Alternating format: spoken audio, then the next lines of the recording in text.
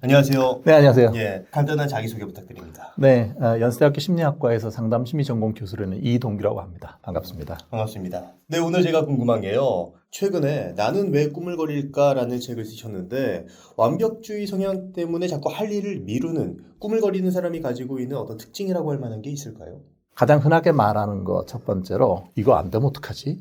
다른 말을 하면 실패에 대한 두려움이 많다. 두려움이 많으니까 당연히 불안 수준이 올라가게 되잖아요. 사람이 불안해지고 막 떨리게 되고 그렇게 되잖아요. 부정적인 어떤 평가가 혹시 올지도 모른다는 생각이 드니까 과도하게 준비를 많이 해야 되는 거예요.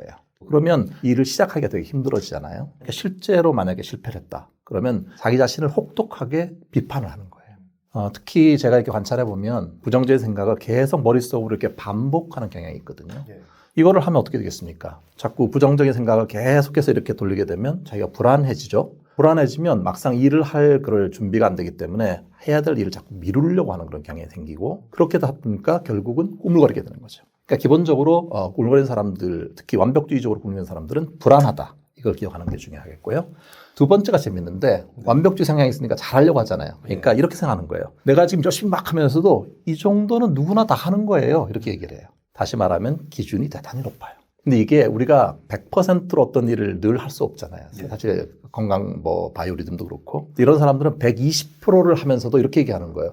이거 별로 힘든 거 아니에요. 뭔가 이 정도는 남들도 다 하는데 뭐예요. 이렇게 얘기하는 거죠. 그다음에 이제 세 번째로 이게 이제 좀 문제인데 이 정도는 반드시 해야만 한다라는 말을 많이 반복해요. 그러다 보면 이제 이게 어디서 왔을까? 많은 경우에는 부모님들로부터 그런 거를 많이 이렇게 세뇌될 정도로 들어온 거예요. 그래서 뭔가 100점을 맞아야지만 부모님이 나를 사랑한다는 거. 이런 것들 사이에 이렇게 조합이 되게 되면은 100점 못 맞은 나는 충분하지 않은 사람. 이렇게 되니까 항상 부족한 그런 생각을 하게 됐죠. 그리고 특히 이런 사람들일수록 자기가 뭔가 해야만 하는 자기 기준이 높이 있는 이상적인 자기 모습이 있고 여기는 실제 자기 모습이 있으면 이상적인 자기와 현재 자기 사이에 이 사이에 불일치감을 많이 느껴요. 근데 보통은 이제 우리가 이렇게 차이가 나면 이상적인 자기 기준을 좀 낮추면 좋겠는데 이들은 기준은 두고 나만 미친 듯이 일을 하려고 하는 거죠. 그러니까 버겁게 되고 힘들 수밖에 없는 그런 건데 그래서 자기 개념 불일치를 많이 경험하는 사람들이 우울하고 불안해지거든요. 그러니까 완벽주의 성향을 가지면서 일을 꾸물거리는 사람 자체가 나중에 우울해지는 게 놀랍지 않은 거죠. 그런데도 이런 사람들이 이렇게 얘기를 해요. 나는 평균도 못하고 있다. 뭘 해도 그런 사람들은 자기 삶에서 만족을 느끼기 어렵겠네요. 그게 문제죠. 결국은 인생이 행복하자고 사는 거잖아요. 예. 자기 만족이라고 하는 게 삶의 만족도와 관련되는 건데 행복하지가 않죠. 왜냐하면 이 정도 하면 만족해야 되는데 그게 아니라 뭔가 내가 더 할 수 있을 건데 싶으니까 또 땡겨서 더 많이 하게 되고 그다음 또 땡기고 이렇게 되면 결국은 실패를 경험할 수밖에 없는데 나중에 실패하면은 나는 부족해. 이렇게 돌아가는 사이클이 계속 도니까 결국 우울해질 수밖에 없는 구조로 빠지는 거예요. 그러니까 일을 잘하고 싶은 마음은 많았는데 막상 현실 결과는 생각은 부정적 생각 계속 돌리고 있고 그러다 보면 일은 안 되고 있고 그러면 어떻게 되면 결국은 나는 문제가 많은 사람. 그래서 우울해지는 안타까운 그런 상황이 많이 발생하는 거죠. 그래서 결국에 이렇게 세 가지 이유 때문에 내가 자꾸 꾸물거리는 그런 생각이 들 때 뭐 불안하거나 내 굉장히 기준이 높거나 꼭 해야만 된다라는 생각이 들 때 좀 어떻게 좀 마인드 세팅을 하는 게 좋을까요? 제가 많이 권해드리는 첫 번째 방법은 글쓰기를 하는 거예요. 근데 이제 이 글쓰기를 할 때 그냥 되는 대로 쓰는 게 아니라 두 가지 조건을 반드시 만족해야 돼요. 첫 번째는 아주 솔직하게 적어야 돼요. 우리가 일기장 같은 데 쓰는 것처럼 솔직하게 글쓰기를 하는 거. 두 번째는 한 번만 글쓰기를 해서는 효과가 없어요. 3일 연속으로. 이거는 사실 최근에는 트라우마를 극복할 때도 효과가 있다고 합니다. 불안할 땐 글쓰기 솔직하게 3일 연속으로. 이게 도움이 되고요. 그렇다면 여기서 어떤 글을 써야 되죠? 자기가 불안한 마음을 적어야 되는 거예요. 예를 들어서 다른 말로 하면 만약에 건강검진을 했는데 혹시 암이 아닐까? 그럼 이 생각 저 생각하고 많이 되잖아요. 또 어떤 과제를 했는데 내가 제대로 못할 것 같은 불안감 같은 생기면 아주 남들이 보지 않는다는 전제하에서 솔직하게 드는 불안한 마음을 많이 적으면 이 불안이 적는 거로 그만큼 빠져나간다고 생각해야 되는 거예요. 이게 어떤 원리에서 그렇게 되는 걸까요? 안에 담아두게 되면 이 안에서 이것 자체를 갖고 계속 돌려야 돼요. 아까 말씀드린 것처럼 부정적인 반출을 계속 하는데 얘가 이거 한 번씩 하게 되면 약간의 감정적인 정화감 같은 게 생기고 또 하나는 글을 적어본다라고 하는 거는 적으면서 정리되는 효과가 있어요. 아, 이게 이런 거구나. 그러니까 내 안에 있는 부정적인 그 공기를 이 글을 통해서 이거를 빼낸다. 그래서 일종의 정화감, 카타르시스를 경험하고 내 마음속을 좀 정리하는 그런 효과. 이 두 가지가 도움이 되고요. 여기서 글쓰기 자체를 좀 미룰 수도 있을 것 같거든요. 아, 그렇죠. 예, 그런 분들 환영합니다. 예, 글쓰기 그때 좀 자체. 어떻게 해야 될까요? 그럴 때는 글을 길게 쓰지 않는다고 하더라도 적어도 15분간은 쓰는 게 좋아요. 어떤 일을 할 때 특히 미루는 분들한테 중요한 단어가 15분이에요. 이게 행동으로 옮겨지는 일종의 시동이 걸리는 시간이 15분이에요. 예. 뭐 예를 들어서 글쓰기 자체를 미룬다 이렇게 하면 그 15분만 하는 거. 결국은 이게 생각해보면 일을 많이 미루는 사람들 같은 경우에 여러 가지 생각을 많이 하는 거예요. 이거 다음에 이거 하고 이거 다음에 어떻게 해야 되고. 그러니까 효율성이라는 게 되게 중요하거든요. 예. 뭔가 가장 효율적으로 중간에 뭔가 로스 같은 게 없는 그런 걸 원하지만 그건 가능하지 않은 거잖아요. 그러니까 이걸 기억해야 돼요. 아무리 일이 많아서 해야 될 일이 많다고 하더라도 한 번에 할 수 있는 일은 하나뿐이다. 이 하나하나씩을 내가 실제 행동을 해보면 행동한 것이 나한테 주는 그 어떤 피드백 같은 게 있어갖고 내가 이걸 해냈다라고 하는 거가 다음 거를 하게 하는데 훨씬 도움이 된다는 걸 알아야 돼요. 그리고 이건 조금 이제 뭐 특정한 종교와 관련된 건 아닙니다만은 최근에 이제 심리학에서 자기자비라고 하는 거가 상당히 각광을 받고 있어요. 이게 자기자비라고 하는 거가 크게 세 가지의 요소를 갖고 있는데 예. 첫 번째는 자기 자신에게 친절하게 대하라. 완벽주의적이고 궁궐이는 이런 사람들은 결과 중심적인 생각을 많이 하거든요. 하지만 이 결과를 이루기 위해서 내가 그동안 노력해왔던 이 시간들 이런 것들 노력하는 자기 자신에게 친절하게 대하라. 이게 첫 번째 태도이고요. 결과를 본 자기 자신에게만 친절하게 대하는 게 아니라 결과를 이루지 못했어도 노력을 한 시간만큼의 나에게 친절하게 대하는 자세가 필요하다. 그렇죠. 왜냐하면 그게 지금 이 한 과제만 보면은 결과적으로 이게 됐느냐 안 됐느냐 이것만 생각하지만 내가 여기서 얻고 배웠던 것들이 다음에 다른 과제를 할 때 이것이 하나의 밑거름이 될 수 있다는 걸 생각을 해야 되는 거거든요. 그렇기 때문에 이 결과만 생각하는 게 아니라 이 안에 내가 해서 성장하고 노력하는 부분들 정말 잘하려고 노력해 왔잖아요. 그런 자기 자신에게 따뜻하게 대해주세요. 그게 중요하고요. 그 다음에 이제 어떤 일을 해야 될 때 일이 할 게 많이 있잖아요. 이렇게 얘를 동시에 머리에 띄우게 되면 작업 기억에 상당한 부담을 주게 돼 있어요. 그럴 때는 세 가지만 택하라. 이 3이라고 하는 숫자가 우리가 머리에 이렇게 가질 수 있는, 기억할 수 있는 세 가지거든요. 항상 어떤 뭐 연설을 한다고 할 때에도 세 가지 포인트를 적는 거. 어떤 해야 될 일 때도 세 가지만 생각하라. 세 가지를 하고 그 중에 어떤 거를 먼저 할 건지라고 하는 우선순위를 정하라. 그 다음에 이제 제가 또 보통 강조를 많이 하는 것 중에 하나가 70%를 하라. 만약에 과제가 세 가지가 있잖아요. 근데 이거를 100%를 하거나 120%를 하고 그 다음 거를 하려고 그러면 두 번째 갈 때 지쳐요. 70%가 되면 다음 과제로 가고 그 다음 과제로 이렇게 그 다음에 여력이 되면 그걸 70%가 100%가 될 수 있도록 노력하는 것이지 처음부터 100%로 하려고 하면 어떤 거는 할지 모르지만 다른 과제들이 그만큼 피해를 보는 거죠. 그러니까 70%를 한다는 생각을 하는 게 도움될 수 있고요. 아까 자기자비 말씀드렸는데 자신에게 친절하는 거 대하는 거에 더해서 두 번째 자기자비 요소는 뭐냐 하면 나만 겪는 일이 아니라고 하는 거를 알아야 해요. 이것 자체가 상당히 나한테 위로가 되는 부분이 많이 있어요. 공부하는 분들 다 열심히 지금 공부하고 있잖아요. 각자가 자기의 그 책상 앞에 앉아 고민하고 있는 사람들 많이 있거든요. 그 세 번째가 요즘 한참 이제 관련된 책도 많이 나오는 것 중에 하나가 마음 챙김이라는 게 있어요. 일종의 명상 같은 거거든요.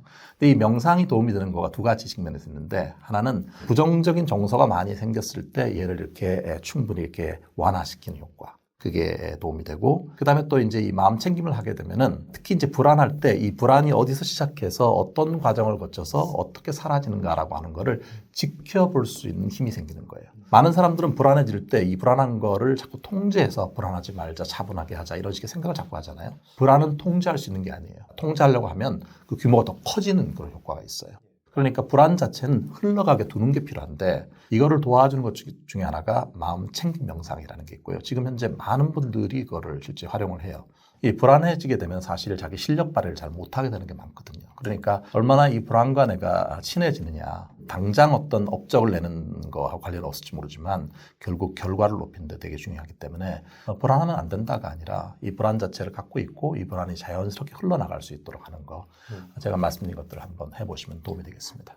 그렇다면 불안이라는 게 그런 생각에 의해서 부차적으로 나오는 어떤 감정이라면 원천이 되는 그 생각을 좀 바꾸는 방법은 없을까요? 있죠. 실제로 불안과 관련되는 건 각자가 불안해지는 상황이라든지 어떨 때 더 불안해지는 거는 개인차가 되게 많아요. 내가 특히 어떨 때 불안해지고 또 반대로 말하면 어떨 때 내가 편안함을 느끼는가를 알고 있느냐가 되게 중요해요. 어떤 사람들은 불안할 때 그러니까 예를 들어서 자기가 좀 더 편해지는 방법 중에 하나로 수영을 하는 사람들도 있거든요. 편안하게 만드는 방법을 자기만의 방법을 찾아야 되는 거예요. 뭐 예를 들어서 어떤 사람들은 가장 쉽게 할 수 있는 것 중에 하나가 불안이 호흡과 관련이 있기 때문에 호흡 자체를 여유 있게 하기 위해서 보통 많이 이제 제가 제안하는 것 중에 하나가 그죠. 이렇게 네모난 박스를 머릿속에 마음속에 그려라.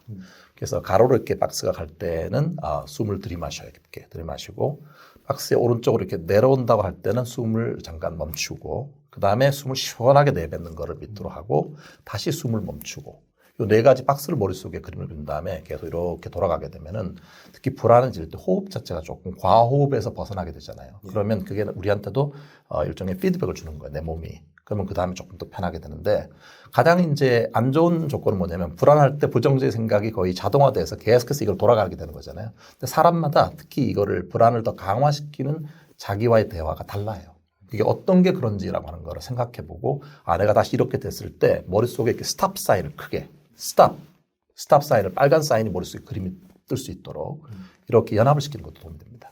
그러니까 내가 지금 어떤 일을 꼭 해야 되거나 혹은 내 현실과 내 이상의 괴리가 굉장히 심할 때 불안함을 느끼고 있구나라고 생각을 하고 그런 생각이 들 때 스탑이라는 생각을 통해서 좀 그런 불안함을 잠재우는. 네. 그리고 말을 자기와의 대화를 바꿔야죠. 그러니까 뭐뭐 해야만 한다는 쪽으로 가기 시작하면은 못하면 실패다 이렇게 넘어가는 거잖아요. 그러니까 이걸 하면 좋다, 하려고 노력한다. 하면 좋겠다 이런 정도는 괜찮은 거예요. 바라고 싶은 마음 가지는 것 자체야 자연스러운 거 아니겠어요? 대표님도 방송을 잘하시고 싶어하는 것처럼 그 가지는 그 마음 자체가 문제가 있는 건 아니죠. 다만 그렇게 하지 않으면 안 된다. 그렇게 하지 않는 나 자신은 실패다. 이렇게 연결고리가 너무 빨리 자동적으로 이게 가게 되니까 그 자체를 조금 머무를 필요가 있다는 거죠. 그 생각이 이제 들어오게 될 때 지금 내가 조금 호흡을 길게 가져가고 머물러야 한다. 자기와의 대화 자체를 보다 적극적으로 바꾸는 거는 전통적인 인지행동 치료에서 늘 강조해오는 그런 방법입니다. 그렇다면 이렇게 어떤 완벽주의적인 성향 이런 게 꼭 나쁜 것만은 아니겠네요. 나쁜 건 아니죠. 완벽주의가 항상 모든 것들은 나한테 필요하니까 존재하는 거예요.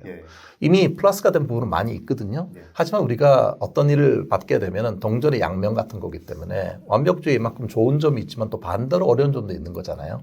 그렇다면 생각은 심플해요. 내가 좋은 완벽주의 특성을 살리고 거기에 투머치, 일종의 지나친 부분들은 줄여나가는 거가 있는데 완벽주의의 두 가지 중요한 차원이 뭐냐 하면 완벽하려고 하는 노력 차원이 있거든요. 이건 개인 기준을 갖고 완벽하려고 노력하는 차원이 있고 또 하나는 뭔가 다른 사람이 나를 어떻게 생각할 건가 완벽하게 이게 잘 못하면 안 된다는 염려하는 차원이 있거든요. 그래서 완벽주의적인 노력은 충분히 또 살리고 완벽주의적인 염려라고 하는 거는 좀 더 줄이는 게 필요한 거죠. 아예 통째로 완벽한 특성 자체를 없애려고 하면 나 자신을 부정하는 거잖아요. 내가 완벽주의 성향이 있는데 이걸 하지 말라고 하는 건 말이 안 되는 거거든요. 꾸물거리는 완벽주의적인 성향을 가지고 있는 사람이 자신의 그런 긍정적인 성향을 살리면서 원하는 목표를 이룰 수 있는 방법이 있다면 좀 어떤 방법이 있을까요? 저는 늘 그렇게 생각을 해요. 어떤 일을 했을 때 이 새로운 일을 하면서 내가 새롭게 배운 것이 무엇인가라고 하는 거를 항상 3가지씩 적어보는 습관을 갖고 있어요.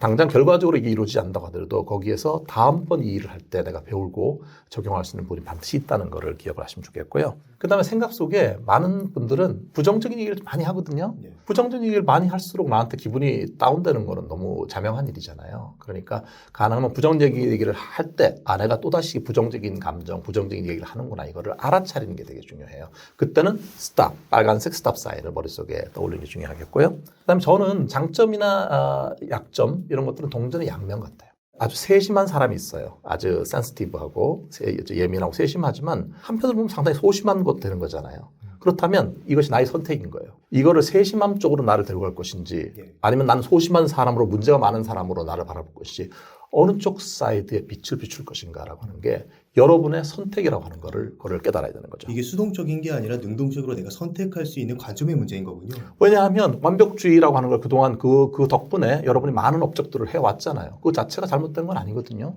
그런 특성을 버리려고 하는 것이 오히려 저는 이거는 나한테도 잘 맞지 않는 것 같아요. 다만 그랬을 때에 내가 특히 다른 사람의 신경을 많이 쓰고 염려를 많이 하고 이 부분은 조금 더 낮춰주게 된다면 이 장점 색깔이 훨씬 더 다시 더 부각될 수 있는 그런 단계로 갈 수 있지 않을까 그렇게 생각을 해요. 교수님 말씀 들으니까 약간 지금 내가 어떤 결과를 내지 못하고 지금 잠시 게으르고 꾸물거리는 것도 하나의 어떤 과정이다. 결과가 아니라 내가 좀 더 나은 인생을 살아가고 나를 잘 이해하기 위한 하나의 과정이라는 생각이 들어서 마음이 편해지는 느낌이 드네요.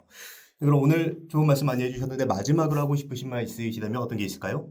내가 어떤 사람인지 뭘 하고 싶은지 이거에 대답할 수 있는 사람은 자기 자신밖에 없다고 생각을 해요. 근데 많은 사람들은 다른 사람이 나한테 어떤 피드백을 해주느냐에 따라서 내가 뭔가 기분이 좋아지기도 하고 또 그것 때문에 늘 생각을 많이 하고 신경을 많이 써서 힘들어지기도 하잖아요.